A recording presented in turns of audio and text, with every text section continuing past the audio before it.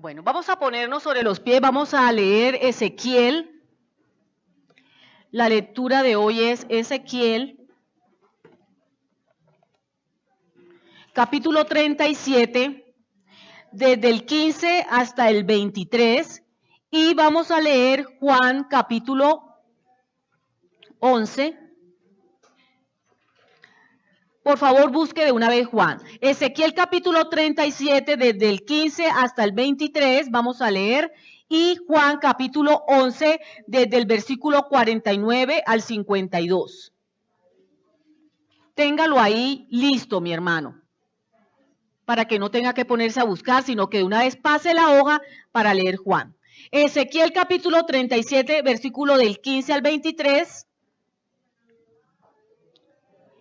Nos ponemos sobre los pies y vamos a leer la bendita palabra del Señor en el nombre de Yeshua, nuestro Señor. Dice la Biblia que todo lo que hagamos, sea de palabra o sea de hecho, lo hagamos todo en el nombre de Yeshua. Lo leemos en el nombre de Yeshua, nuestro Señor, con la bendición del Padre, Hijo, Espíritu Santo. Amén y amén. La reunión de Judá e Israel. ¿Hay alguien que tenga otro título ahí? ¿Hay alguien que tenga otro título diferente? La reunión de Judá e Israel. Todos a una sola voz. Vino a mí palabra de Jehová diciendo: Hijo de hombre, toma ahora un palo y escribe en él, para Judá y para los hijos de Israel sus compañeros. Toma después otro palo y escribe en él, para José, palo de Efraín, y para toda la casa de Israel sus compañeros. Júntalos luego el uno con el otro, para que sean uno solo, y serán uno solo en tu mano. Y cuando te pregunten los hijos de tu pueblo diciendo: ¿no nos enseñarás qué te propones con eso? Diles: así ha dicho Jehová el Señor. He aquí, yo tomo el palo de José, que está en la mano de Efraín, y a las tribus de Israel sus compañeros, y los pondré con el palo de Judá, y los haré un solo palo, y serán uno en mi mano. Y los palos sobre los que escribas estarán en tu mano delante de sus ojos, y les dirás: así ha dicho Jehová el Señor. He aquí, yo tomo a los hijos de Israel de entre las naciones a las cuales fueron, y los recogeré de todas partes y los traeré a su tierra. Y los haré una nación en la tierra, en los montes de Israel, y un rey será a todos ellos por rey. Y nunca más serán dos naciones, ni nunca más serán divididos en dos reinos. Ni se contaminarán ya más con sus ídolos, con sus abominaciones y con todas sus rebeliones. Y los salvaré de todas sus rebeliones con las cuales pecaron, y los limpiaré, y me serán por pueblo, y yo a ellos por Dios. Amén. Vamos a Juan capítulo 11. Versículo 49 al 52. Entonces Caifás, conmigo lea por favor. Entonces Caifás, uno de ellos, sumo sacerdote, aquel año les dijo: vosotros no sabéis nada, ni pensáis que nos conviene que un hombre muera por el pueblo y no que toda la nación perezca.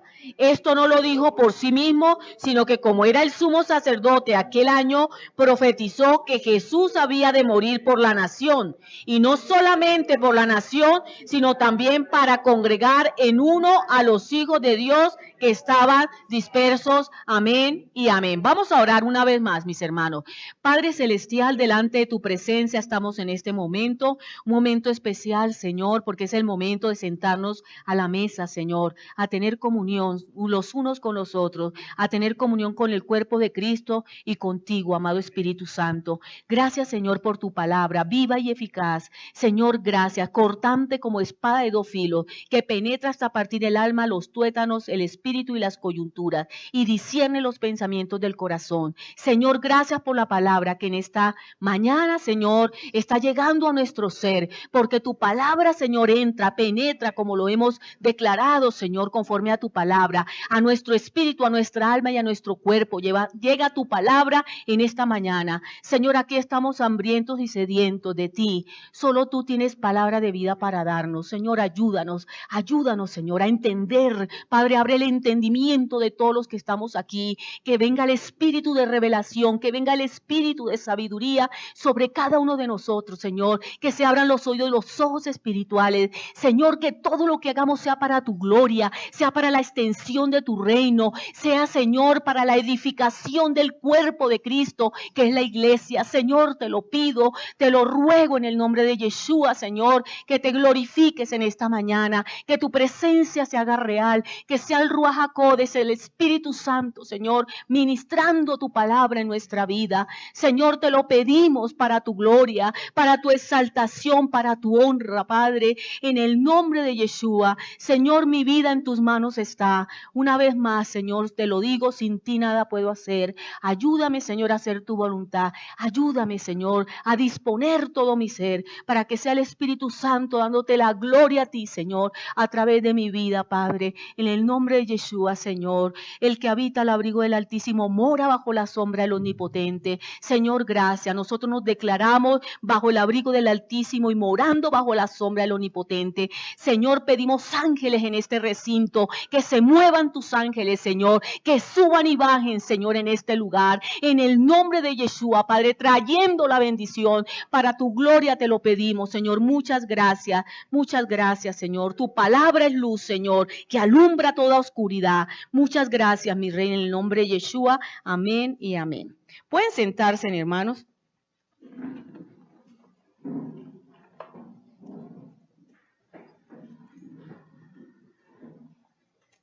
Bueno.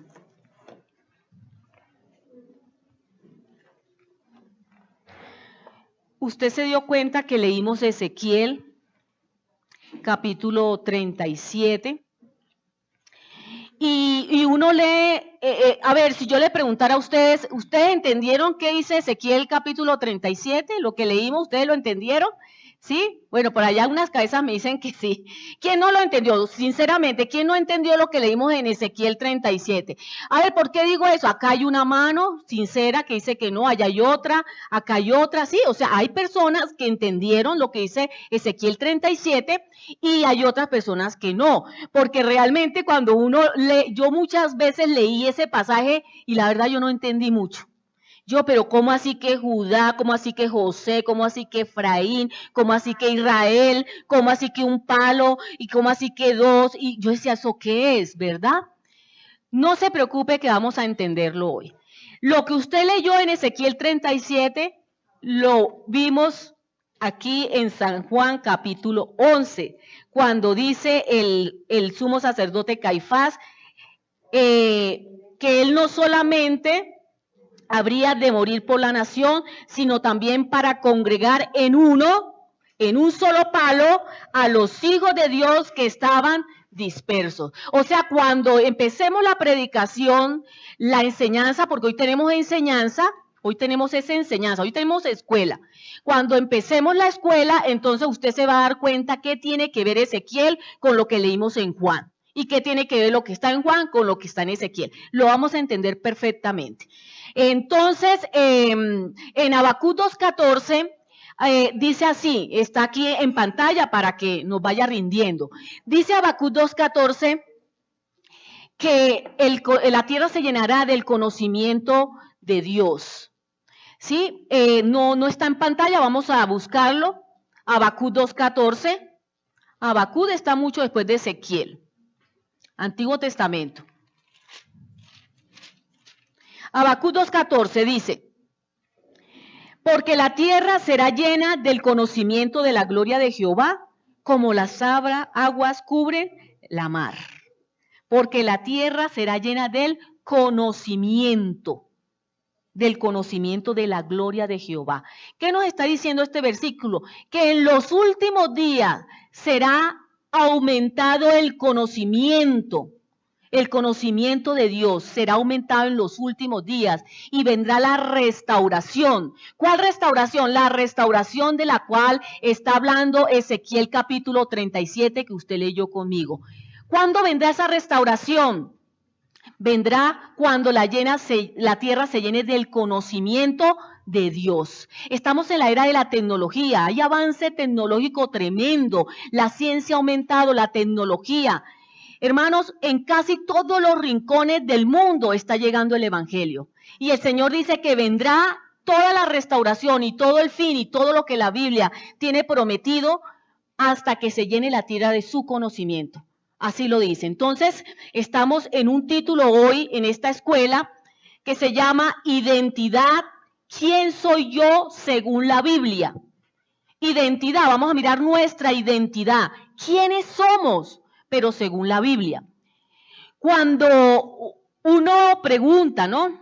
¿Quién es usted? Algunos dicen, pues yo soy cristiano, yo soy hijo de Dios, yo soy salvo, yo soy heredero de Dios, yo soy coheredero con Jesucristo, porque yo un día acepté a Yeshua como mi Señor y Salvador. Entonces creemos que por hacer una oración de fe, una oración que se le llama oración de fe, ya por eso somos salvos. Por eso somos herederos de Dios y coherederos con Jesucristo. Pero déjeme decirle, iglesia, que la oración de fe que se usa en el cristianismo es una herramienta muy mala de evangelización. Muy mala es esta herramienta de la oración de fe. ¿Por qué es mala? Porque no trae convicción de pecado. La gente le dice, acepte, ¿usted cree que Yeshua vino y murió en la cruz? Sí, claro, yo lo creo, yo creo. Usted ya es salvo, confiéselo con su boca y es salvo. Entonces no hay convicción de pecado. No, la oración de fe no lleva realmente a la persona a un arrepentimiento. ¿Qué es arrepentimiento? Lo tenemos en pantalla. Arrepentimiento viene del griego metanoia. Metanoia, ¿qué quiere decir metanoia? Cambio de camino, tomar otra dirección. En estos días escuché a una pariente que es católica, apostólica y romana y mariana además. Escuché que había un programa católico que se llama Metanoia de Mujeres. No sé si usted lo ha escuchado, yo no lo había escuchado nunca. ¿En qué consiste esas reuniones? Esos se congregan mujeres así, de todas partes, metanoia de mujeres. O sea, cambio, transformación, renovación de la mujer. ¿Sí?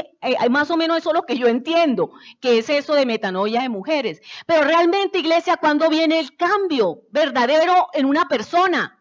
No viene a través de una reunión y de pronto de que se le dé una charla muy bonita acerca de cambiar la mentalidad, la forma de pensar, ¿verdad?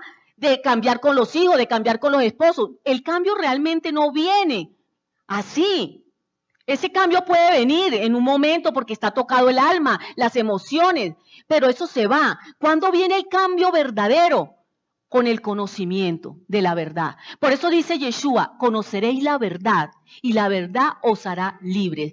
¿Cómo nosotros llegamos a un arrepentimiento verdadero? Conociendo, hermano. Por eso necesitamos conocer la palabra de Dios, conocer la verdad, para que esa verdad nos transforme, nos cambie, nos renueve, nos limpie, nos santifique, como el Señor quiere y manda en su preciosa palabra. Entonces no se trata de qué tan sincera sea mi búsqueda, no se trata de qué tan sincera sea su búsqueda, iglesia, hermanos, sino qué tan bíblica sea esa búsqueda de Dios. Si fuera por sinceridad, entonces todas las religiones nos llevarían al cielo, ¿cierto? Porque, hermanos, todos los religiosos hacen las cosas de corazón, o sea, sinceramente, para Dios, según ellos. Pero no se trata de sinceridad, se trata de qué tan bíblico sea lo que yo estoy viviendo y estoy haciendo para Él. ¿Sí me hago entender, hermanos? Amén. La oración de fe no aparece por ninguna parte en la Biblia, búsquela, busque la oración de fe, que la han convertido en una herramienta poderosa de evangelismo en el cristianismo. No aparece. Entonces, creo que esa oración, creo que en algún momento usó esa estrategia, la usó fue Billy Graham, creo. Alguna vez escuché eso, que Billy Graham fue el que usó esa estrategia en algún momento. ¿Y qué han hecho con eso? Que él en ese momento, quizás el Espíritu Santo lo guió así, ¿Qué han hecho con ese método, se me fue la palabra? No. Ese método que él usó de la oración de fe, ¿qué han hecho con eso? Lo han hecho casi que un dogma en la iglesia cristiana. La oración de fe no es bíblica, eso es lo que tenemos que tener claro, ¿verdad? Samuel. Quiero como aclarar. Sí. Quiero como aclarar lo que está diciendo aquí la hermana Adriana, ¿no? La oración de fe como tal, así, la que dice oración de fe, eso no está en la Biblia, eso no está por ninguna parte. Las personas lo que hacen es que basados en Romanos 8, en lo que dice Romanos, ellos hacen una oración basados en lo que dice ahí que sin confesar es. Pero como tal, la oración de fe así es un parámetro, eso no está en la Biblia. Si se toman de Romanos para leer y hacer una oración basada en eso, es otra cosa. Fue una estrategia que en un momento dado, en una circunstancia, Dios le dio un nombre a una persona y la usó, esa estrategia. Pero no quiere decir que eso sea un dogma de fe, pero lo han convertido en un dogma de fe en la iglesia cristiana. ¿Y de dónde agarran? De ahí de donde está diciendo la hermana Adriana. Pero la oración de fe como tal no es bíblica. Entonces, hermano, no se trata de qué tan sincera sea la búsqueda nuestra de Dios, sino qué tan bíblica sea. Tenemos que volvernos bíblicos, hermano, conocer la palabra, leerla, escudriñarla, para mirar si realmente nosotros estamos haciendo las cosas como dice la Escritura o si no las estamos haciendo así, estamos en desobediencia. Dice Proverbios 14:12, hay camino que al hombre le parecen derecho. Proverbios 14:12, pero su fin es camino de muerte. Entonces, no basta con ser sinceros, tenemos que ser bíblicos, hermanos. Además de ser sinceros, también tenemos que ser bíblicos. El cristianismo está basado en buenas intenciones. Nosotros tenemos en la Biblia cantidad de ejemplos de personas que adoraban a Dios según su parecer, según su razonamiento, pero se alejaban de la palabra de Dios. Tenemos muchos ejemplos, pero solamente traje dos. Tenemos el primer libro de Crónicas, capítulo 13, no lo vamos a leer, usted lo va a leer en su casa. Primer libro de Crónicas 13, ahí habla de que el rey David quiso llevar el arca de Dios a Jerusalén. El arca simbolizaba la presencia de Dios.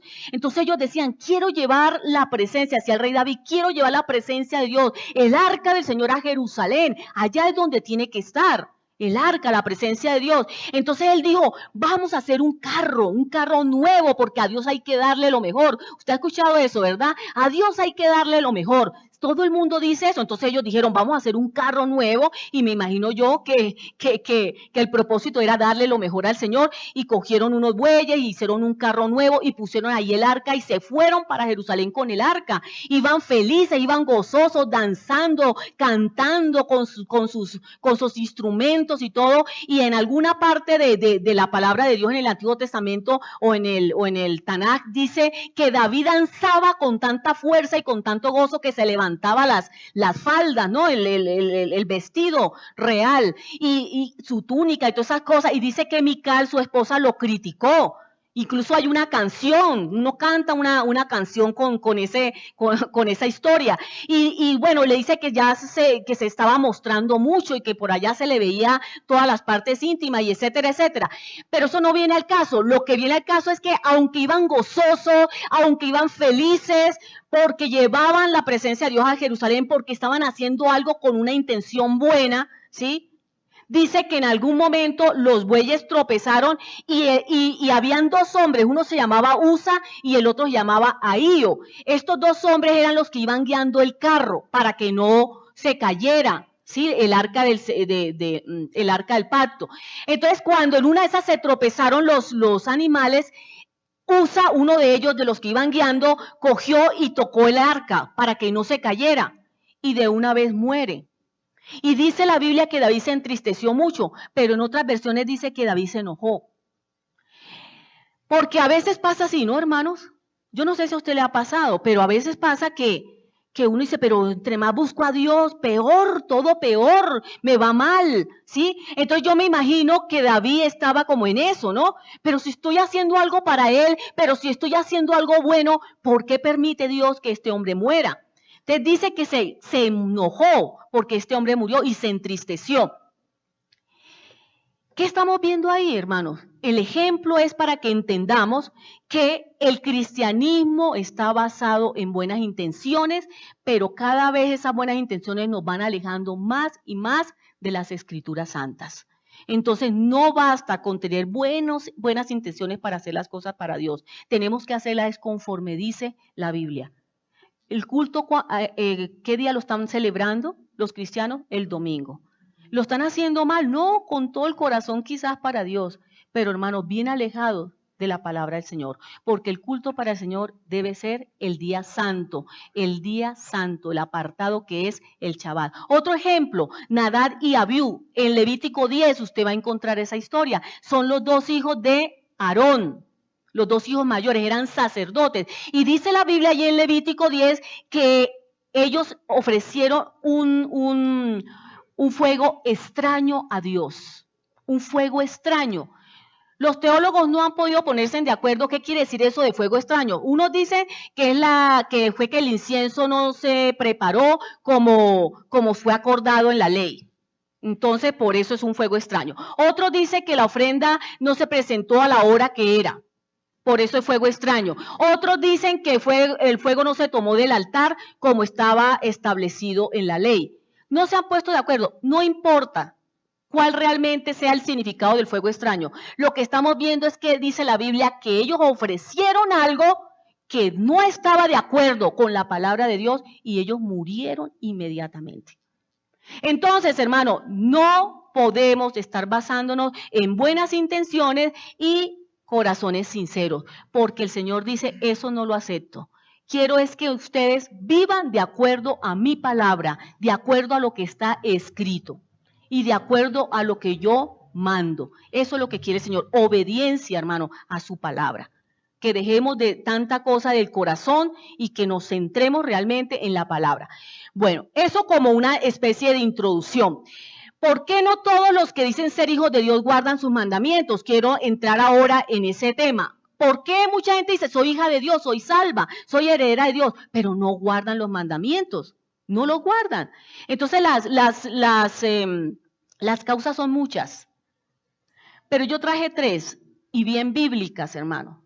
Porque uno puede decir, bueno, una de las causas es, a ver, yo pregunto, ¿cuál causa cree usted que sea... ¿Cuál causa cree usted que puede hacer que ellos no guarden los mandamientos, los que dicen que son hijos de Dios? Porque no creen en Yeshua, dice acá una hermana. Porque piensan que están haciendo las cosas bien, así como la están haciendo. Que por gracia ya no necesitan más nada, porque ya por gracia son salvos y ya no necesitan más nada, porque ya el Señor Yeshua lo hizo todo, muy bien. ¿Sí ve que las causas son muchas, Samuel? Porque no les enseñan, porque son ciegos guías de ciegos, ¿verdad? Son ciegos guiados por ciegos. Porque no conocen exactamente qué deberían guardar. Porque no conocen. Por eso el conocimiento es tan importante, hermanos. Necesitamos conocer para creer y obedecer. ¿Por qué dice la hermana acá?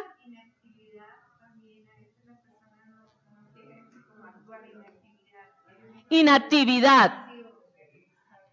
Estar quietos, están cómodos, porque están acomodados con lo poco que tienen de Dios. Bueno, son muchas las causas por las cuales no se guardan los mandamientos de Dios. Yo traje 3, como ya les había dicho. Número 1, ¿por qué todos los que dicen ser hijos de Dios no guardan sus mandamientos? Primero, porque no son ovejas.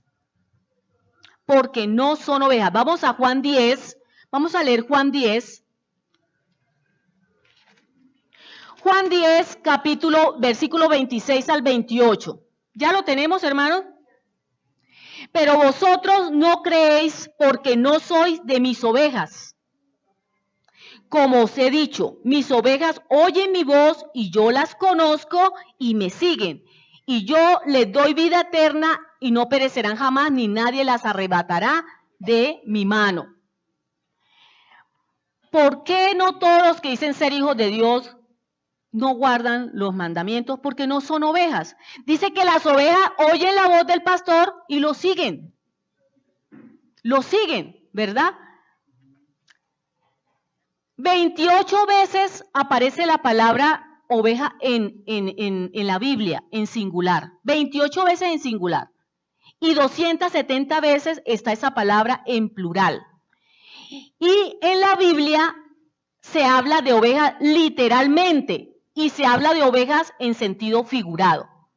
Entonces usted muchas veces va a encontrar que están hablando de ovejas y son los animalitos, es literal, es real, los animales. Pero en otros casos es figurativamente, o sea, en sentido figurado. Y siempre que usted, escuche esto, iglesia, que esto es muy importante, siempre que usted lea en la Biblia la palabra oveja en sentido figurado, está hablando de Israel. ¿Entendido? Siempre que usted lea, aquí cuando estamos leyendo en Juan 10:26 dice, pero vosotros no creéis porque no sois de mis ovejas. Pregunto, ¿está hablando Yeshua en sentido literal o figurado? Figurado, porque es que no, ¿cómo le va a decir a los hombres que son ovejas? O sea, no son ovejas, no tienen lana, ¿verdad? No comen hierba. Está hablando en sentido figurado. O sea, ¿de quién está hablando ahí Yeshua? De su pueblo, de Israel, de Israel. Siempre que usted encuentre oveja en sentido figurado, está hablando única y exclusivamente de Israel. Mientras yo estaba preparando esta clase, me acordé de una hermana que conocí, me invitaron hace como un año a un grupo, no era de la iglesia, un grupo de oración, y yo fui. Y recuerdo que la persona que estaba dando la reflexión ese día cogió el versículo, Jehová es mi pastor y nada me faltará. Y entonces ella empezó a dar la reflexión y dijo, mire, yo peleé con el Señor muchas veces, porque yo leía ese versículo y yo dije, ese versículo lo voy a sacar de mi vida, no lo quiero volver a nombrar siquiera, porque es que yo decía, ella estaba hablando, ¿no? Ella decía, pero si Él es mi pastor y yo soy su oveja, y entonces dice que nada me faltará, pero ¿por qué me falta todo? Se fue mi esposo, no tengo ropa, mis hijos, y empezó a contar todo el rollo de problemas que tenía. Entonces ella dice, yo decía, ¿por qué esa palabra no se cumple en mí? Si Él es mi pastor, ¿por qué me falta todo? Si la Biblia dice que nada me faltará. Hermana, porque les digo, iglesia, si ella no ha conocido, no ha entendido ni ha aceptado que ella es olivo silvestre injertada en el olivo verde, ella no es oveja. ¿Me estoy haciendo entender? ¿Por qué le faltaba todo? Porque no es oveja. Porque la persona que es oveja es aquella persona que ha conocido, que ha entendido y que ha aceptado que es olivo silvestre injertado en Israel, o sea, en el olivo verde. Ahí es cuando usted y yo pasamos a ser oveja. ¿Entendido, hermanos? Mientras tanto, ese versículo a usted no se le va a acomodar. Por eso no se le acomodaba a ella, porque ella no era oveja, ¿verdad? En ese momento, no sé si ya habrá conocido algo. Espero que sí. ¿Está igual? Por ahí me dijeron que está igual. No es oveja. Entonces no se le puede ajustar esa palabra. Si usted ya se injertó en Israel, entonces el Señor es su pastor y a usted nada le faltará, mi hermano. ¿Por qué no todos los que dicen ser hijos de Dios guardan sus mandamientos? Porque no son ovejas, hermano. No son ovejas. Entonces no escuchan la voz de Dios. Si no son ovejas, no lo escuchan. Y si no lo escuchan, pues no lo siguen. Por eso no guardan los mandamientos. Siempre que usted encuentre esa palabra va a estar hablando de Israel. Vamos a mirar Salmo 79:13 acá en pantalla. Salmo 79:13 dice, y nosotros, pueblo tuyo y ovejas de tu prado, te alabaremos para siempre, de generación en generación, cantaremos tus alabanzas. Pueblo tuyo y ovejas de tu prado. ¿Usted es pueblo de Dios? Usted es oveja de su prado. Si usted es pueblo de Dios, usted es oveja de su prado y Él es su pastor. Vamos a mirar 95:7, Salmo 95:7 en pantalla. Porque Él es nuestro Dios, nosotros el pueblo de su prado y ovejas de su mano, si oyeres hoy su voz. ¿Quiénes estaban hablando ahí? ¿Quiénes estaban hablando ahí? ¿Quién estaba escribiendo ese salmo? Un israelita, hermano, uno de Israel. Dice, porque Él es nuestro Dios, nosotros el pueblo, está hablando del pueblo de Israel, que son el pueblo de su prado, ovejas de su mano. Y otro salmo más, hay muchos más, pero Salmo 103 dice, reconoced que Jehová es Dios, Él nos hizo y no nosotros a nosotros mismos, pueblo suyo somos y ovejas de su prado. ¿Cuál es el pueblo de Dios? Israel, pueblo suyo somos y ovejas de su prado. O sea que siempre que usted vea oveja, está hablando de Israel, mi hermano, y del Señor como su pastor. Segundo, ¿por qué no todos los que dicen ser hijos de Dios guardan sus mandamientos? Porque no han entendido qué es ser hebreo. Porque no han entendido qué es ser hebreo. Génesis 14:13 está en pantalla. Y vino uno de los que escaparon y lo anunció a Abraham, el hebreo, que habitaba en el encinar de Manré, el amorreo, hermano de Escol y hermano de Aner, los cuales eran aliados de Abraham. Y lo anunció a Abraham, el hebreo, dice ahí. Abraham, el hebreo. La palabra hebreo también está en pantalla para que a usted se le quede más. Es ibri, que es cruzar. Ahí está. El que cruza el río, ibri, cruzar, el que cruza el río. Un hebreo es el que cruza el río, un hebreo es un mojado, también se le dice un mojado, porque al cruzar el río se mojaba. Entonces Abraham era un gentil, Abraham era de Ur de los caldeos, era un caldeo. El Señor le dijo a Abraham, vete de tu tierra y de tu parentela a la tierra que yo te mostraré. Y haré de ti una gran nación y te bendeciré y en ti serán benditas todas las naciones de la tierra. ¿Y qué hizo Abraham? Oyó, ¿cierto? La voz de Dios. Eso hacen las ovejas. Oyó, pero ¿qué más hizo? Obedeció. Vete de tu tierra y de tu parentela. Obedeció. Él pasó el Éufrates, el río Éufrates, ¿sí? Salió de Ur. ¿Hacia dónde? Salió del mundo, de Ur de los caldeos. ¿Y pasó a dónde? A la tierra prometida. Se vino a buscar la tierra prometida. Nosotros salimos también del mundo, hermanos. ¿Y venimos a dónde? A buscar la vida eterna. El camino hacia la vida eterna. Entonces, cuando el Señor le dice que se vaya de su tierra, Él cruza el río. Pero esa acción no era solamente que se mojara para que le dijeran que era hebreo, para que le pusieran ese nombre. Era más que mojarse físicamente. El cruzar estaba él mostrando que ponía en acción su fe. O sea, cuando él cruza, ¿sí? No cruza para que le digan, ay, mire, él es hebreo. No, él cruza es para que vieran que él estaba creyendo. O sea, al cruzar, él muestra su fe.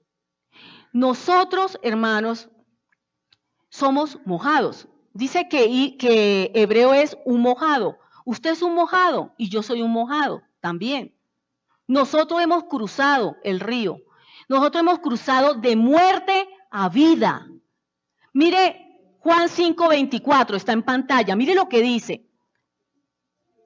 Juan capítulo 5:24 dice, de cierto digo, el que oye mi palabra, decía Yeshua, y cree al que me envió, tiene vida eterna y no vendrá condenación, mas ha pasado de muerte a vida. ¿Cuándo declara usted que usted está pasando de muerte a vida? Le pregunto, iglesia. ¿Cómo? Pero díganlo duro. Cuando uno va y se moja. Estamos pasando de muerte a vida. Cuando usted va al bautismo, usted se sumerge y dice, estoy enterrando el viejo hombre. Y cuando usted sale de las aguas, usted dice, estoy resucitando a una vida nueva. Estoy muriendo y estoy resucitando. Estoy pasando de muerte a vida. O sea que en ese momento usted es un hebreo. Abraham oyó y creyó en la palabra de Dios, del Eterno, y eso se le contó por justicia. Él oyó, obedeció, se fue, cruzó el río, ¿verdad? Y dice que se le contó por justicia porque mostró su fe, mostró que creyó en la palabra de Dios. Así el que oye y cree en la palabra de Dios, hecha carne, o sea, en Yeshua, los pecados le son justificados. O sea, cuando usted realmente muestra su fe, cuando usted muestra que ha pasado de muerte a vida, sus pecados le son justificados o perdonados. El acto de pasar de vida a muerte se llama hacerse un hebreo. O sea que nosotros nos hicimos un hebreo cuando nosotros pasamos de muerte a vida. El que quiere ser justificado por la fe en Yeshua o el que quiere ser salvo por la fe en Yeshua se convierte en un hebreo. O sea, hermano, usted y yo tenemos raíces hebreas, no judías. Por eso nosotros nos judaizamos acá, aunque eso es lo que la gente cree. Ay, allá están judaizando. No, nosotros no estamos judaizando, porque nosotros no tenemos raíces judías, tenemos raíces hebreas. Vamos a mirar, porque usted me mira como raro. Miremos Gálatas 3. Gálatas 3, hermano, yo le estoy diciendo lo que dice la Biblia. Gálatas capítulo 3, versículos 7, 8 y 9. 3, 7 dice, sabed por tanto que los que son de fe, estos son hijos de Abraham. O sea que usted es hijo de Abraham. O sea, descendiente. O sea que usted es descendiente del hebreo. O sea que usted es hebreo. Así de sencillo. O sea que usted tiene raíces hebreas. ¿Por qué? Porque si usted es de fe, usted es hijo de Abraham. Dice la Biblia. Seguimos. Y la Escritura, previendo que Dios había de justificar por la fe a los gentiles, dio de antemano la buena nueva a Abraham, diciendo, en ti serán benditas todas las naciones. De modo que los de la fe son bendecidos con el creyente Abraham. Saltémonos al versículo 29. Y si vosotros sois de Cristo, ciertamente el linaje de Abraham sois y herederos según la promesa. O sea que usted, hermano, es un hebreo. ¿Usted sabía eso? Yo no lo sabía. Soy cristiana, soy hija de Dios, soy salva, soy heredera de Dios, soy coheredera con Jesucristo, porque hice una oración de fe cuando yo acepté a Yeshua como mi Señor y Salvador. Identidad, ¿quién soy yo según la Biblia? Entonces, ¿usted qué está entendiendo que es usted? Que usted es una oveja. Usted está entendiendo que usted es un hebreo, hermano, que tiene raíces hebreas. Y tercero, ¿por qué no todos los que dicen ser hijos de Dios guardan sus mandamientos? Porque no han entendido quién es Israel. No han entendido quién es Israel. Ah, no, eso es para Israel. Ah, no, eso es para los judíos. Ah, no, eso ya no es con nosotros. No se ha entendido quién es Israel, hermano. Por eso no se guardan los mandamientos. Por eso no guardan Shabbat, por ejemplo, que es un mandamiento. Ser israelita es diferente a ser judío. Ser israelita es totalmente diferente a ser un judío. Ahí en pantalla está. Ser israelita, el israelita está hablando de los 12 hijos de Jacob, o sea, de 12 tribus. Israelitas son las 12 tribus. Y el judío, o sea, es una sola tribu, es el cuarto hijo de Jacob. Entonces, acá vemos que el israelita son todos. Israelitas son todos unidos. Y judío es uno solo, una sola tribu que es el cuarto hijo. Judá es el cuarto hijo de Jacob. ¿Sí? No, pero es que estoy hablando de la diferencia que es de ser judío a ser israelita. Sí, yo sé lo que usted me quiere decir, pero es más adelante, más adelante. Entonces, estamos entendiendo que hay una gran diferencia, hermano. Entonces nosotros, ¿para qué judaizamos? ¿Para qué judaizamos, hermano? Si nosotros necesitamos entender que somos ahora Israel, que estamos injertados en Israel. Y dentro de Israel está Judá. O sea, acá está este. ¿Ven? Bueno. Miremos algo de genealogía para que nos quede un poquito más claro. El Señor creó a Adán. Adán tuvo ¿a quién? A Caín, a Abel y a Set. Después de varias generaciones de Set aparece Noé. Noé, después de varias generaciones, aparece Abraham. Y Abraham tiene ¿a quién?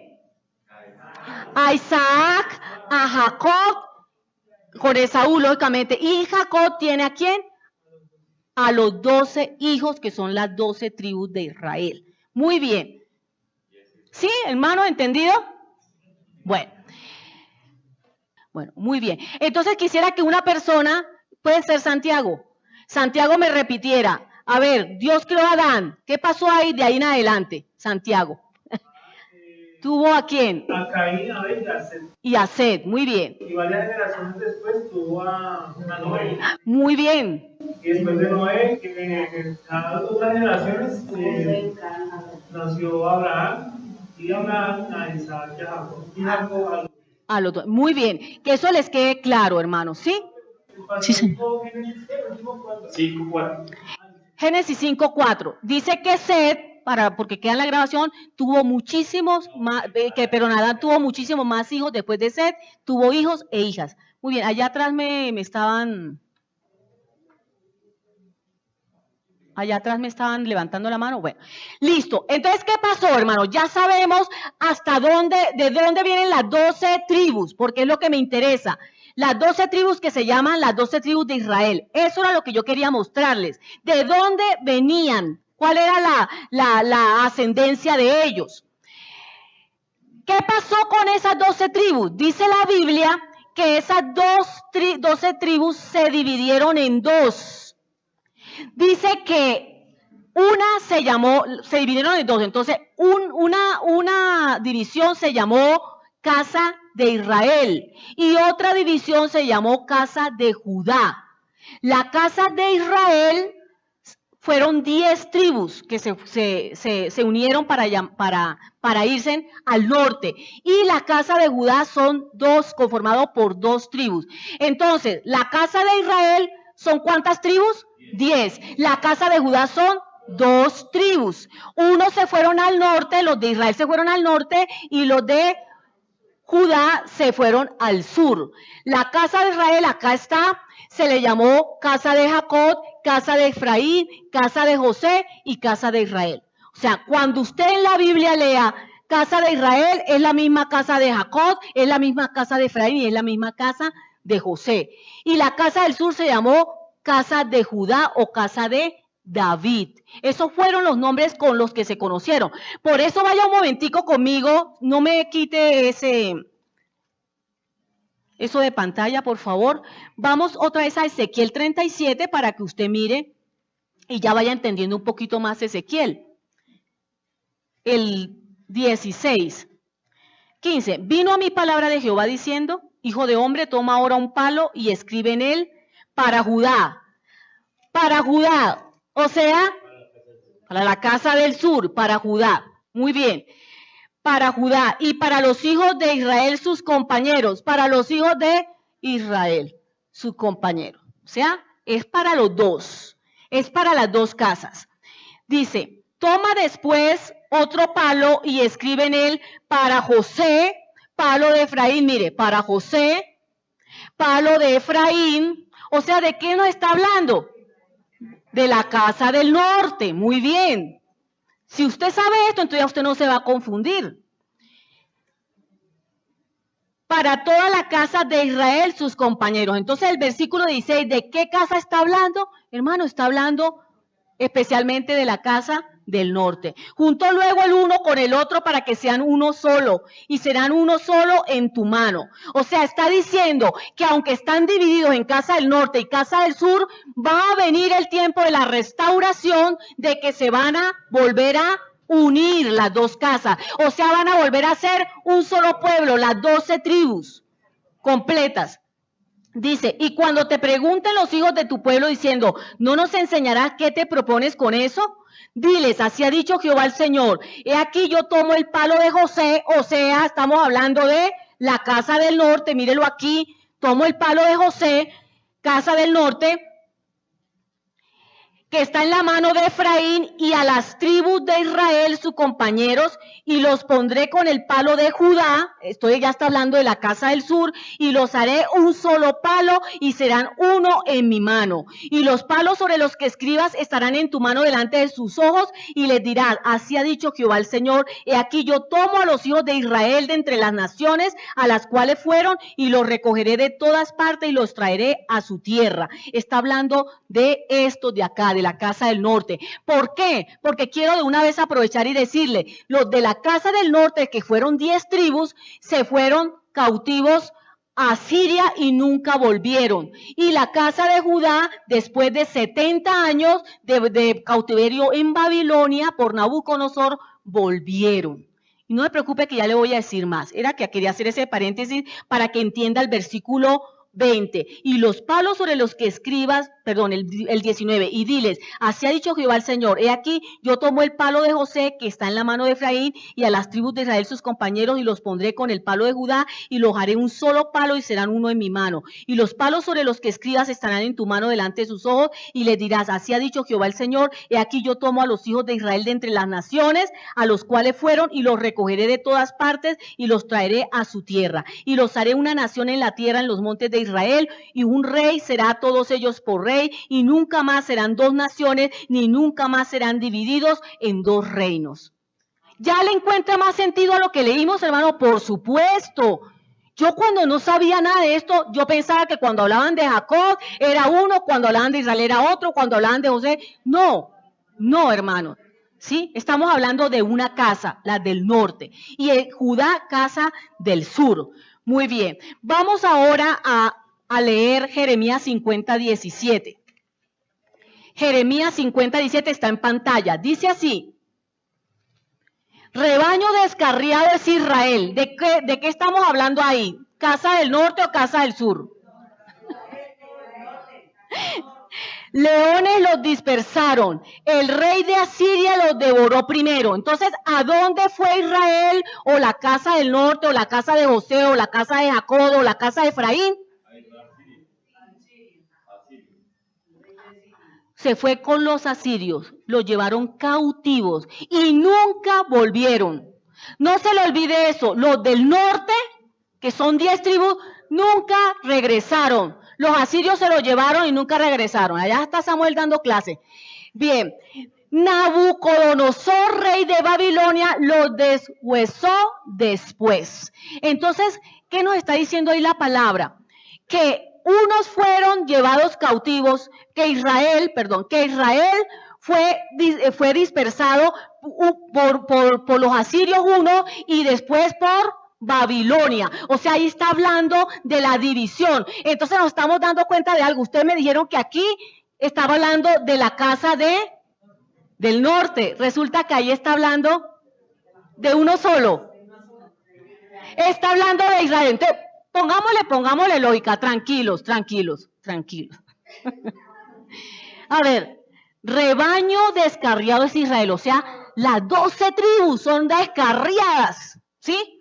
Por eso les vino una consecuencia. Dice, leones los dispersaron, el rey de Asiria los devoró primero, Nabucodonosor, rey de Babilonia, los deshuesó después. Entonces está hablando que por haber sido descarriado ese rebaño, ovejas descarriadas, entonces se dividieron y unos fueron a Siria y otros fueron a Babilonia. Ahora sí entendemos. Si ve, hermano, que este ejercicio es muy importante. ¿Por qué? Porque inicialmente el rebaño descarriado de Israel, si no hemos leído más, esas son las del norte. Entonces, ¿qué es lo que nos va a enseñar a nosotros cuáles son las del norte y cuáles son las del sur? El contexto. El contexto, o sea, si nos quedamos hasta acá, esto no lo leemos, esto de acá abajo no lo leemos, decimos, esa es la casa, quizás es la casa del norte. Pero cuando usted ya lee el contexto, lo que sigue, entonces usted dice, está hablando de un pueblo, uno solo, que fue dividido en dos y llevado uno cautivo a Siria y otro llevado a Babilonia. Samuel. Es que eso era precisamente lo que estaba intentando acá, en el versículo 4, el mismo Jeremías 50. Sí, por eso es importante lo que estaba diciendo la pastora del contexto, porque en el versículo 4 el mismo Jeremías 50 explica, habla de las dos y después está hablando de una sola como Israel. Pero si quieren que le diga que hay... Jeremías 50, vamos a leer que 4:50, 54, Jeremías 54. Dice, en aquellos días y en aquel tiempo, dice Jehová, vendrán los hijos de Israel. Ahí no sabemos si está hablando de la nación, del pueblo total o de la casa. No sabemos si está hablando de la casa o está hablando del pueblo. Entonces dice, en aquellos días y en aquel tiempo, dice Jehová, vendrán los hijos de Israel. Ellos y los hijos de Judá juntamente e irán andando llorando, buscarán a Jehová su Dios. Entonces se dan cuenta que ahí sí podemos ver, cuando dice Israel y dice Judá, ahí está hablando de las dos casas. Totalmente diferente acá, a donde estábamos leyendo en Isaías 17. Ovejas perdidas fueron mi pueblo, sus pastores la hicieron errar por los montes, las descarriaron, anduvieron de monte en collado y se olvidaron de sus rediles. Todos los que los hallaban los devoraban y decían sus enemigos, no pecaremos porque ellos pecaron contra Jehová, morada de justicia, contra Jehová, esperanza de sus padres. Creo que hasta ahí, o sea, uno va en el contexto entendiendo que está hablando de las dos. Cuando llega al versículo 17 y solo nombra a Israel, se va a dar cuenta que está hablando de los dos pueblos. Exacto. Entonces, ¿cómo supimos aquí en el 4 que aquí ya estaba hablando era de las casas y no del pueblo como tal? Por el contexto, hermanos. No se vayan a embolatar con esto, por favor. Lo que yo menos quiero es eso, sino que ustedes se disfruten de a partir de ahora la lectura en el Antiguo Pacto o en el Tanaj. Que usted ahora coja los profetas mayores y menores y usted diga, ay, aquí está hablando de la casa, aquí está hablando del pueblo, porque una cosa es la casa y otra cosa es el pueblo. Bien, seguimos entonces. Jeremías 57 entonces nos habla de dos naciones que eran un solo pueblo y que fueron divididos, que unos se los llevaron cautivos a Siria y otros a Babilonia. Los que se llevaron a Babilonia después de 70 años volvieron, regresaron. Los que quedaron perdidos entre los gentiles, entre las naciones, fueron ¿qué? La casa del norte, o sea, la casa de Israel o la casa de Judá, o la casa de Jacob o la casa de Efraín o la casa de José. Se puede decir de las diferentes maneras. La confusión está en no entender la diferencia entre pueblo y casa. Vamos a mirar un momentico allá en pantalla. Esa es la confusión cuando se lee. Antes de la muerte de Salomón, Israel era un solo pueblo. O sea, cuando usted empieza a leer el Antiguo Testamento, el Tanaj, y usted encuentra a Israel antes de la muerte de Salomón, todo el tiempo Israel está hablando de un pueblo. Antes de la muerte de Salomón, Israel era un solo pueblo, no estaban divididos. Y entonces usted encuentra antes de la muerte de Salomón, está leyendo, encuentra a Israel un solo pueblo, las 12 tribus. Pero después de que se muere Salomón, entonces usted ya va a encontrar a Israel como la casa. Entonces una cosa es Israel como pueblo y otra cosa es Israel como casa. ¿Entendido, iglesia? Entonces, cuando usted empiece, la muerte de Salomón es en primer libro de Reyes 11, creo que ahí es donde empieza todo lo de la muerte de Salomón, del rey Salomón, el hijo del rey David. Entonces, a partir del primer libro de Reyes, capítulo 11, me corrigen si no es así, usted ya sabe que cuando le digan Israel y Judá, no le están hablando del pueblo, sino le están hablando de la casa de Israel, o sea, de los del norte. ¿Sí me estoy haciendo entender, hermano, o están...? ¿Qué dice Santiago? Más o menos, dice Santiago. Pues estamos en una escuela, hermano. Sí, estamos en una escuela. Usted tiene que preguntar y decir, ¿cómo así? No entiendo. Primera de Reyes 12. No es 11, sino es 12. Primer libro de Reyes, capítulo 12. Ahí es donde empieza usted a leer acerca de la rebelión de Israel, del rebaño descarriado y cómo se dividen. Entonces, a partir de ahí ya usted sabe que cuando encuentra Israel y Judá, no están hablando del pueblo, sino están hablando de la casa. A ver, ¿cómo vuelvo a explicarle? Israel, un solo pueblo, antes de la muerte de Salomón. El pueblo que el Señor sacó de Egipto y llevó unido hasta la tierra prometida. Ese fue el... Formó los reyes, y entonces el primer rey, como fue Saúl, estaba el pueblo de Israel, después David, el pueblo de Israel, después Salomón, estaba todavía el pueblo unido. Exacto. Pero en Primera de Reyes 12, entonces ahí aparece Roboam y Jeroboam. Roboam es el hijo de Salomón, sí, quién fue el que utilizó el Señor tal vez para dividir al pueblo, y entonces ahí aparecen las dos casas. Sí. Es ahí en Primera de Reyes 12. A partir de primer libro de Reyes 12, ya usted va a encontrar la división. Entonces ya cuando usted encuentre Israel y encuentre Judá, usted ya sabe que se están hablando de las dos casas. Pero usted cómo va a saber si de pronto en algún momento, como pasó ahí en Jeremías, que leímos que rebaño descarriado, usted cómo va a saber que está hablando en un determinado momento de Israel como pueblo total, o sea, las 12 tribus, y cómo va a saber usted qué es la casa, o sea, la división, la parte que se dividió por el contexto, hermano. El contexto es muy importante, pero usted no puede leer por leer, usted tiene que ponerle toda la lógica a la lectura, estar muy atento, pedirle al Espíritu Santo. La Biblia nunca la debemos leer sin invocar la presencia del Espíritu Santo en nuestra vida, porque es Él el que nos va a dar la luz para poderla entender. No puede usted coger la Biblia, iglesia, como se coge un periódico o una revista, porque no es así. Tenemos que orar y pedirle al Espíritu Santo que nos ilumine para eso. Entonces, hermanos, no nos embolatemos, no, tranquilo, no se preocupe que esto es con la práctica. Usted como no sabía eso, usted leía y usted veía un poco de nombre y usted no entendía, pero ya usted está entendiendo hoy. Entonces, ¿cómo va a hacer usted para distinguir?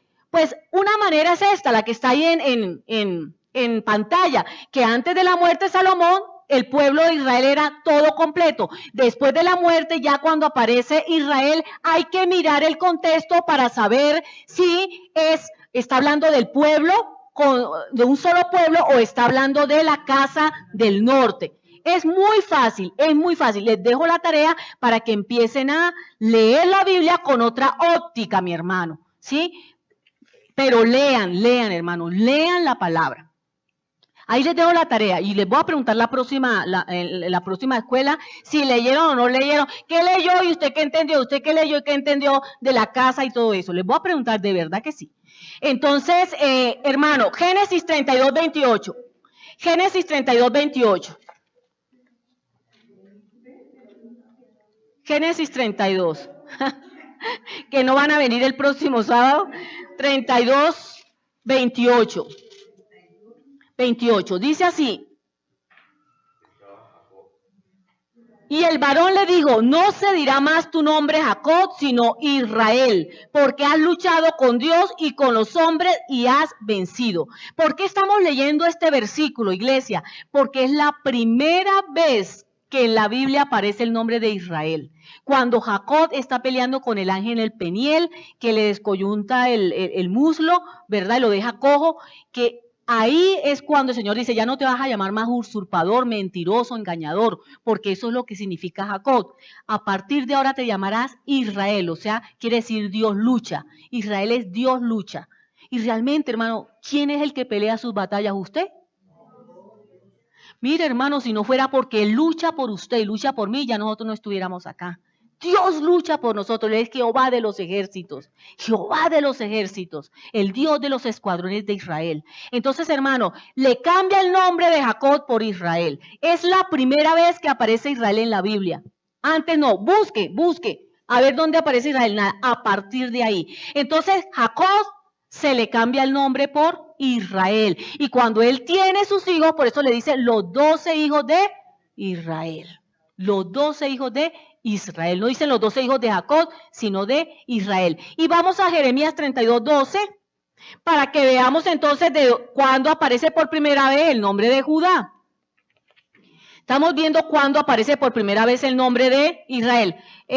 Marisol, ¿cuándo aparece por primera vez el nombre de Israel? No me digan Génesis, dígame en qué momento. María Acero. ¿En qué momento? Ah, muy bien. Que la cogí fuera de base, ¿cierto? Exacto. Cuando le cambia el nombre de Jacob a Israel. Muy bien, está pilosa. Bien. Ahorita le pregunto, María. Jeremías 32, 12. Y di la carta de venta a Barud, hijo de Nerías, hijo de Maasías, delante de Anamel, el hijo de mi tío, y delante de los testigos que habían suscrito la carta de venta, delante de todos los judíos que estaban en el patio de la cárcel. Es la primera vez que aparece esa palabra judío. Ya sabemos dónde aparece Israel por primera vez, ahora dónde aparece por primera vez la palabra judíos. Este dato es importante, hermano, este dato es importante, escuchen. Después, ustedes saben que la casa del sur fue llevada ¿a dónde? ¿A dónde fue llevada cautiva? A Babilonia. Entonces, después de que ellos salen, después de 70 años que salen del cautiverio, a ellos se les empieza a llamar judíos. Se les empieza, o sea, se usa el gentilicio de judíos para llamar para llamarlos a todos los que vinieron de Babilonia, del exilio de Babilonia. Yo soy de Barranca Bermeja, soy Barrameja. Entonces, los de Judá, que fueron llevados por Nabucodonosor, cautivos por 70 años, se les llamó judíos. Si usted, el gentilicio que se usó después del cautiverio fue judíos. Y a partir de ahí, judíos hasta el día de hoy. Esdras 4:12 en pantalla y Nehemías 4:1 y 2 en pantalla. Vamos a leer. Sea notorio al rey que los judíos que subieron de ti a nosotros vinieron a Jerusalén y edifican la ciudad rebelde y mala y levantan los muros y reparan los fundamentos. Sea notorio que los judíos, para que nos demos cuenta, el libro de Nehemías y el libro de Esdras son libros escritos cuando ellos empiezan a volver de nuevo a Jerusalén, cuando ellos vuelven y empiezan a reedificar el templo y el altar y los muros y las murallas y las puertas, todo, cuando ellos empiezan de nuevo al volver del cautiverio. Y ahí sí se sea notorio al rey que los judíos empiezan ya a nombrarle judíos. Nehemías 4:1 y 2 dice, cuando oyó Sanballat que nosotros edificábamos el muro, se enojó y se enfureció en gran manera e hizo escarnio de los judíos. 2. Y habló delante de sus hermanos y del ejército de Samaria y dijo, ¿qué hacen estos débiles judíos? Se les permitirá volver a ofrecer sus sacrificios, acabarán en un día, resucitarán de los montones de polvo las piedras que fueron quemadas, porque ellos estaban en ese proceso de restaurar sus casas, el templo, todo, la ciudad, todo. Entonces, les puse esos dos versículos para que ustedes se den cuenta que lo que estamos estudiando es real. Ellos se les empezaron a llamar judíos a partir de que ellos vuelven de la deportación a Babilonia. La casa de Judá era la única que existía como parte de Israel por sangre. ¿Por qué? Porque las 10 que se fueron al norte nunca regresaron. Entonces, ¿cuál era la única casa que existía después de que ellos vuelven? La casa de Judá. Entonces la casa de Judá era la única que existía como parte de Israel por sangre, o sea, eran judíos de sangre. Nosotros sabemos que Israel fue reconocido como nación en 1948.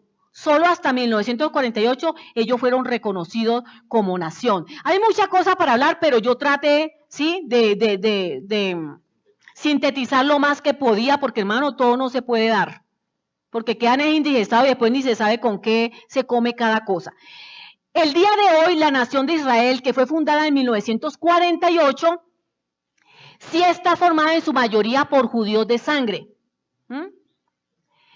Es que, hermano, los judíos que estaban en el tiempo en que el Señor Jesús estuvo aquí en la tierra, ellos se apropiaron de la salvación. Ellos decían, nosotros somos los verdaderos Israel. Nosotros somos el Israel verdadero. No hay más sino nosotros, ¿sí? Nosotros somos judíos de sangre, decían ellos.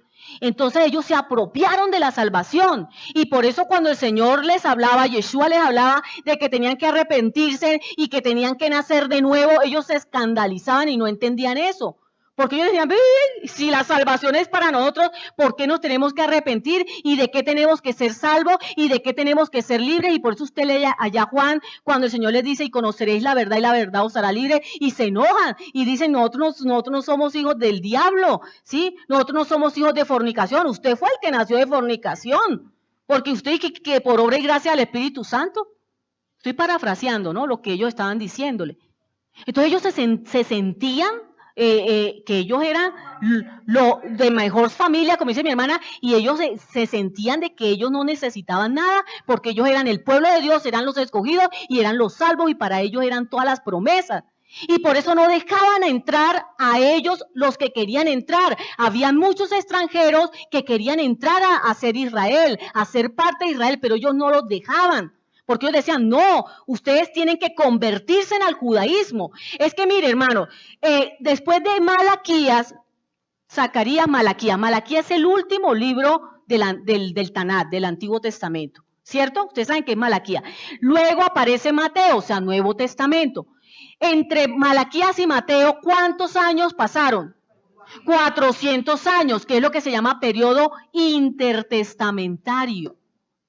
Entonces, después de la muerte de Malaquías, el Señor guardó silencio 400 años. El Señor no les hablaba. O sea, ese es el periodo de oscurantismo, porque todo estaba en silencio. ¿Y qué pasó ahí? Los judíos crearon el judaísmo, o sea, la religión judía, que es una religión que Dios abomina, que nuestro Señor abomina. ¿Por qué la abomina, hermano? Porque esa religión enseña a acercarse a Dios, a las personas a acercarse a Dios por medio de prácticas humanas, por medio de ritos, por medio de tradiciones y mandamientos de hombres. Eso es el judaísmo. Por eso cuando usted le digan en su iglesia lo están judaizando, diga no. ¿O usted cree que lo estamos judaizando, hermano? Entonces, cuando el extranjero venía y quería ser parte de Israel, ellos les decían, sí, listo, usted puede ser parte de nosotros, pero tiene que seguir los ritos tradicionales, tiene que hacer todo lo que nosotros le impongamos a usted. Si no, usted no puede ser parte de nosotros, porque nosotros somos los verdaderos israelitas. Entonces les cerraban la puerta, muchos pues sí entraban al judaísmo, otros no. Porque ellos se apropiaron, como yo les estoy diciendo. Miremos Ezequiel 11, 14 al 17. Ezequiel 11. Ellos repudiaron a los que se fueron, a las tribus del norte, a la casa del norte. Ezequiel 11, 14. Si usted no entiende algo, yo le pido el favor que me pregunte a mí o me diga para que no se nos forme desorden, mi hermano. Ezequiel 11, 14. ¿Ya? Promesa de restauración y renovación. ¿Por qué dice promesa de restauración y renovación? Porque hay una promesa de que Israel va a ser restaurado como uno solo de nuevo y que va a ser renovado. Y vino a mí palabra de Jehová diciendo, hijo de hombre, tus hermanos, los hombres de tu parentesco y toda la casa de Israel, toda ella son aquellos a quienes dijeron los moradores de Jerusalén, alejaos de Jehová, a nosotros es dada la tierra en posesión. ¿Qué es lo que estamos leyendo aquí, mi hermano? Pongámosle todo el empeño, mire. Dice, a toda la casa de Israel. ¿De quién está hablando ahí? De la casa del norte. Dice, todas ellas son aquellos a quienes dijeron los moradores de Jerusalén. ¿Quiénes son los moradores de Jerusalén? La casa de Judá. La casa de Judá que volvió a Jerusalén. Entonces los de Jerusalén, miren lo que les decían a la casa de Israel. Alejaos de Jehová. A nosotros es dada la tierra en posesión. Ellos se apropiaron de todas las promesas de la palabra y de la salvación y de todo lo que el Señor les había dado a ellos como pueblo, ellos se apropiaron y no querían a los que se habían ido, porque los que se fueron se mezclaron con las naciones, se asimilaron, se hicieron gentiles. Eran del pueblo de Dios, pero se fueron a las naciones y se hicieron gentiles con las naciones. Esto tiene un significado maravilloso, hermanos, cuando uno lo entiende. La salvación es predestinada. La salvación es predestinada. Ya voy a acabar.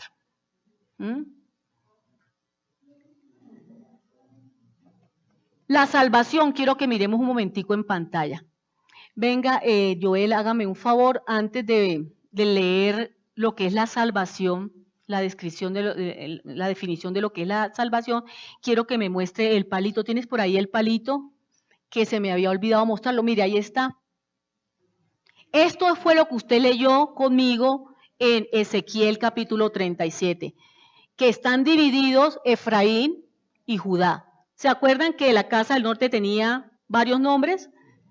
Casa de Efraín, casa de Judá, de Jacob, casa de Israel y casa de José. Entonces, aquí puede ser Efraín, puede ser José, puede ser Israel o puede ser Jacob, cualquiera. Entonces, están divididos, pero dice que luego serán uno solo en las manos del Señor. En las manos del Señor volverán a ser uno solo. Serán restaurados de nuevo como una sola casa. Entonces, no se le vaya a olvidar ese palito. De eso es lo que está hablando Ezequiel capítulo 37 que usted leyó conmigo. Y vamos un momentico, ya que tenemos eso ahí, déjemelo ahí. Vamos a Juan, o sea que fue la otra parte que leímos al comenzar el estudio, Juan capítulo 11, 49. Para que usted lo vea más claro. Entonces Caifás, uno de ellos, ¿quién era Caifás? El sumo sacerdote. Entonces Caifás, uno de ellos, sumo sacerdote aquel año, le dijo: vosotros no sabéis nada, ni pensáis que nos conviene que un hombre muera por el pueblo y no que toda la nación perezca. Esto no lo dijo por sí mismo, sino que como era el sumo sacerdote, aquel año profetizó que Jesús había de morir por la nación. ¿Por la nación de quién? De Israel. ¿Estamos hablando de las dos casas o de uno solo? De las dos casas juntas, ¿no? De las dos juntas, de las dos unidas, o sea, de un solo pueblo, que debía de morir por la nación ¿de quién? De Israel. Entonces le voy a cambiar. Profetizó que Jesús había de morir por Israel, y no solamente por Israel, sino también para congregar en uno a los hijos de Dios que estaban dispersos, o sea, a la casa de Efraín, o a la casa de Israel. ¿Sí me hago entender? El sumo sacerdote profetizó esto que dice Ezequiel capítulo 37, que él iba a morir por toda la nación, tanto por la casa del sur como por la casa del norte, ¿sí? Y que iba a hacer volver a la casa de Efraín o a la casa de Israel, la iba a hacer volver. Lo voy a volver a leer. El 51. Esto no lo dijo por sí mismo, sino que como era el sumo sacerdote aquel año, profetizó que Jesús había de morir por la nación, y no solamente por la nación, o sea, por los judíos, no solamente por la nación, o sea, por ellos, por los judíos que estaban ahí con él en ese momento. Dice que habría de morir por la nación, sino también para congregar en uno a los hijos de Dios que estaban dispersos. Por eso él dice: a lo suyo vino, mas los suyos no le recibieron. Mas a todos los que recibieron le dio potestad de ser hechos hijos de Dios. Entonces, para terminar, hermano, la salvación, ahora sí, la salvación.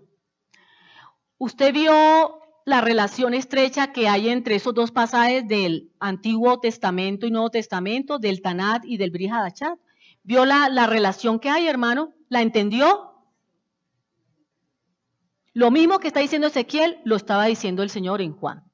¿Qué es la salvación? La salvación es la liberación por gracia de Dios del eterno castigo por el pecado que se le da a los que aceptan las condiciones de arrepentimiento y fe en el Señor Yeshua. O sea, la salvación es una liberación. Eso es la salvación. Y dice, la salvación nos habla de entrar a los pactos de Dios con Israel. ¿Qué nos enseñaron? Que la salvación era que el Señor nos salvaba del infierno, ¿cierto? Que el Señor nos salvaba del infierno. ¿Y cómo hago para ser salvo del infierno? Haga esta oración de fe. Y uno la hacía. La salvación es la liberación por gracia, es por pura misericordia, hermano, la salvación. Él nos libera de la ira venidera. Usted lo va a entender en la próxima clase. Él nos libera de la ira venidera que ha de sucederle al mundo entero. Va a venir la ira de Dios sobre el mundo. Y entonces la salvación, ¿qué nos hace? La salvación viene y nos ayuda a entrar en los pactos de Dios con Israel. No nos ayuda, nos hace entrar. Entonces, la salvación es cuando usted entra y se injerta en Israel. Y entonces todos los pactos que Dios hizo con Israel ahora lo cubren a usted. Esa es la salvación, hermano. De eso habla la salvación. No habla del infierno. pero a mí me metieron que era del infierno. Gracias, Señor, porque yo soy salva del infierno. Hermano, realmente la salvación lo está metiendo a usted en los pactos de Dios. ¿Usted me está entendiendo, mi hermano? Usted es salvo, ¿por qué usted es salvo? Yo soy salva porque yo ahora he sido injertada en Israel y ahora todos los pactos de Dios son también para mí. ¿Ve, hermano? Qué diferente ver la salvación así. Aquí estoy, menos mal, ya me libré del infierno. No, nos libramos de la ira de Dios. Nos liberó, hermano, ¿sí? De la ira de Dios. Nos libró, nos va a librar. La salvación nos libra de la ira de Dios. La Biblia dice que el Señor vino a salvar a su pueblo. Miremos, hermano, no se me vaya a ir, hermano, por favor. Esta es la conclusión. Mateo 1, 21 y 22. Mateo 1, 21 y 22. Si usted se pierde esto, se perdió todo. Mateo 1, 21 y 22. Dice así, cuando el nacimiento del Señor. Dice, y dará a luz un hijo y llamará su nombre Yeshua, porque él salvará a su pueblo de sus pecados. Voy a leerlo de otra forma.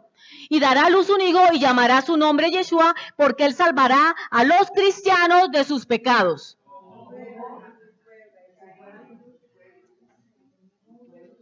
A su pueblo. ¿Cuál es el pueblo de Dios? ¿Cuál es el pueblo de Dios? Nosotros. Nosotros somos el pueblo de Dios porque hemos sido injertados en Israel. Y ahora los pactos de Israel son para mí. Y por eso Él es mi pastor y por eso nada me faltará. ¿Amén? ¡Qué belleza, hermana! Dígalo. Sí, yo me pongo grifa, hermana. De verdad de entender esto tan maravilloso, hermano.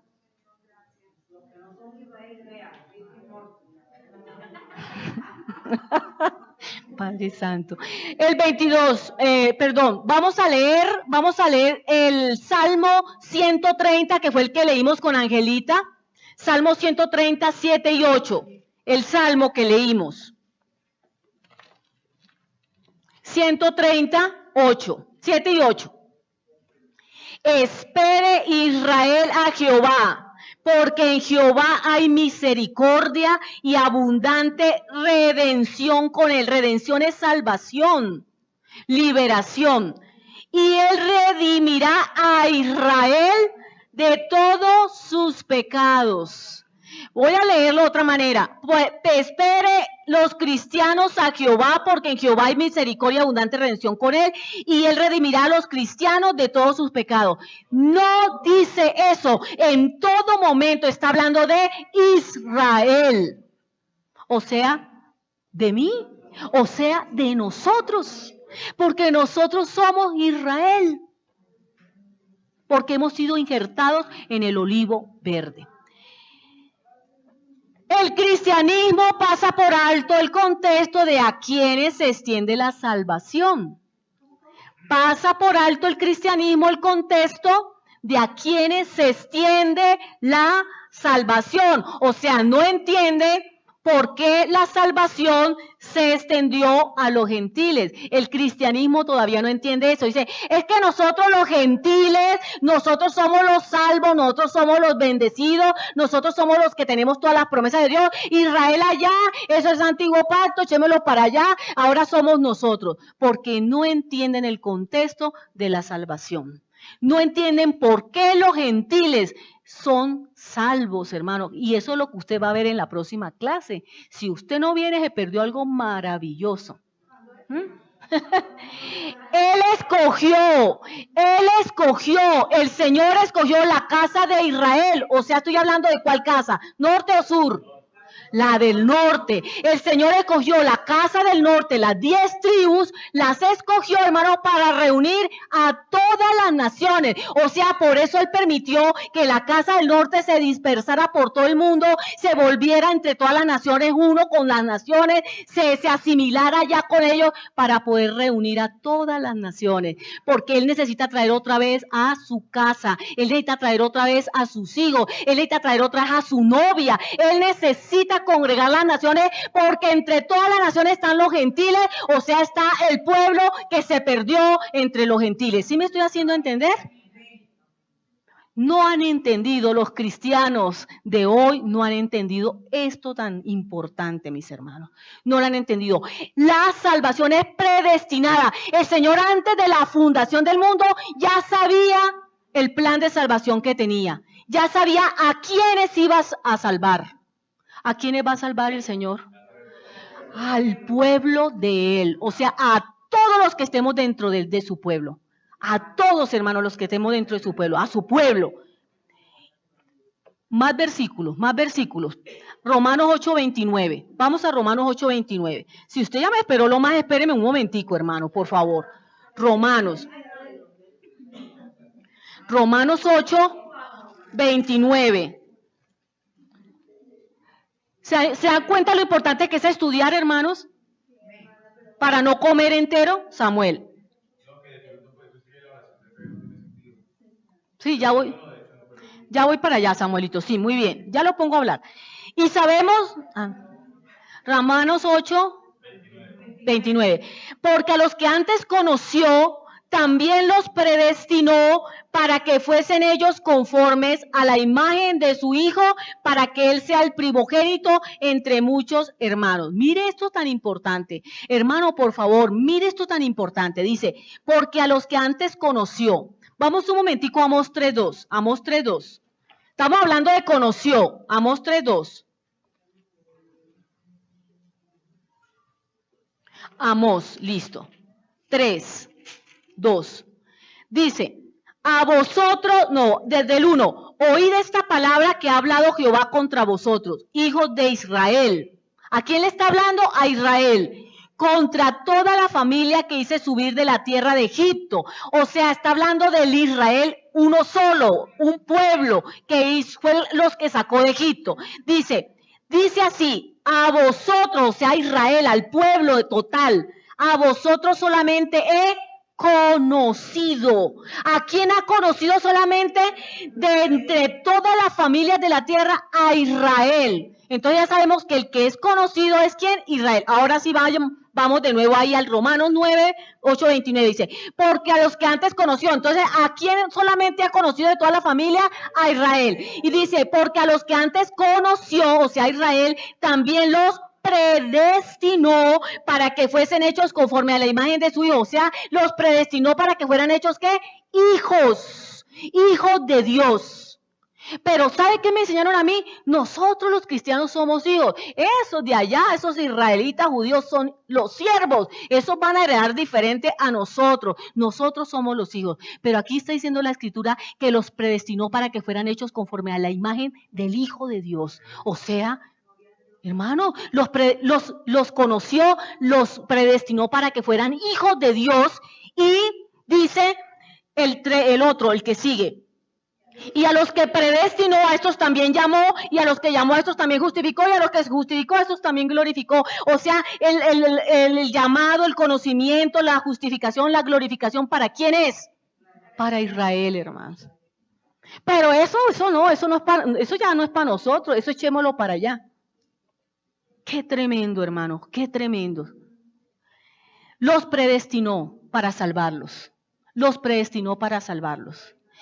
Los predestinó para salvarlo. Vaya conmigo a Ezequiel 37 otra vez. Estamos en el mismo pasaje que leímos. Ezequiel 37. Hermano, es que no puedo cortar aquí, tengo que terminar. Ezequiel 37, mire lo que dice el versículo 23.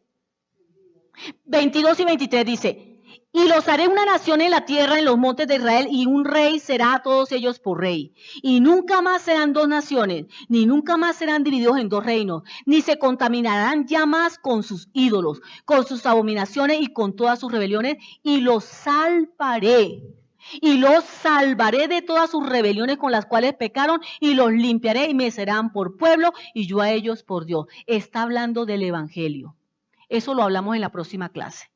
Pero ¿qué está diciendo? Que lo va a salvar. Las buenas nuevas de salvación están en toda la Biblia, no solamente en el Brit Hadashah. De eso hablamos la próxima. Entonces aquí dice que Él Los predestinó para salvarlos, glorificarlos, justificarlos, etcétera, etcétera. Leamos, por favor, segunda de Tesalonicenses, está en pantalla. Segunda Tesalonicenses 2:13. Pero nosotros debemos dar siempre gracias a Dios respecto a vosotros, hermanos amados, por el Señor, de que Dios os haya escogido desde el principio para salvación. O sea, desde antes de la fundación, desde el principio. En el principio era el verbo estaba con Dios y el verbo era Dios. Desde el principio. O sea, desde antes de la fundación ya había predestinación de la salvación. Dice, de que Dios os haya escogido desde el principio para salvación mediante la santificación por el Espíritu y la fe en la verdad. O sea, el Señor los escogió a un pueblo que se llama Israel para salvarlos. Y como nosotros estamos dentro de Israel, pues también somos salvos. Bien, ahora leamos, está en pantalla, 1 de Pedro 1 y 2. Dice, Pedro, apóstol de Jesucristo, a los expatriados de la dispersión en el Ponto, Galacia, Capadocia, Asia y Bitinia. A los expatriados. ¿Está hablando de quién? De la casa del norte, que se perdieron entre las naciones.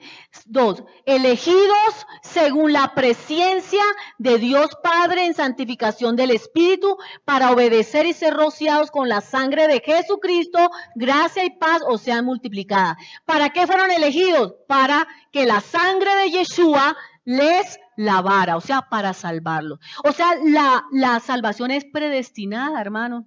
Nosotros somos Israel por predestinación. ¿Sí? O sea, nosotros hemos sido salvos porque nos hemos injertado por medio de la sangre de Yeshua y por el sacrificio de Yeshua en el madero. Nosotros, ya no vamos a decir más la cruz. Usted escuchó hace 8 días la prédica. En el madero, ¿sí? Por esa obra maravillosa es que usted tiene ese privilegio de ser Israel hoy, de estar en los pactos de Dios. Entonces, ¿para quién es la salvación? Para un pueblo que se llama Israel. Todo tiene que ver con el regreso de la casa del norte, hermanos. Todo tiene que ver con ese regreso. La próxima clase usted lo va a ver. Toda la salvación nos está hablando de ese regreso de la casa del norte y de la unión, de la restauración de Israel como un solo pueblo. Hay en pantalla algo que dice que solo las ovejas oyen la voz del pastor. Quiero que lo miremos un momentico. Solo las ovejas, eso, o sea, ese es como el resumen, resumiendo todo lo que he hablado. Todo lo que he hablado lo resumo en esas frases que están ahí. Solo las ovejas oyen su voz y lo siguen. Solo Israel es oveja. Los que pasan de muerte a vida son hebreos. Solo Israel es un pueblo hebreo. Solo Israel es salvo. Si yo soy salvo, entonces soy Israel porque solo Israel es salvo. Ese es el resumen de todo lo que yo he hablado. La salvación no consiste en hacer una oración de fe. La salvación, iglesia, no consiste en hacer una oración de fe sincera. Eso no sirve. Sino tiene que ver con entrar en el pacto de Dios con Israel. En eso consiste la salvación. O sea, tiene que ver en que usted sea oveja, tiene que ver en que usted sea hebreo, o sea, pase de muerte a vida, tiene que ver con que usted sea israelita, o sea, que usted haya sido injertado en el olivo verde. En eso consiste la salvación, en nada más.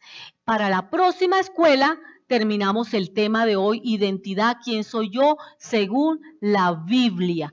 Entonces, si yo le pregunto a alguien, ¿quién es usted? Dígame, por favor, con seguridad y convicción, ¿quién es usted?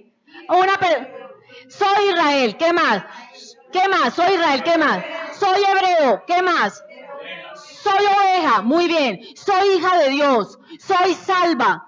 Soy heredera de Dios, soy coheredera con Jesucristo, etcétera, etcétera, etcétera.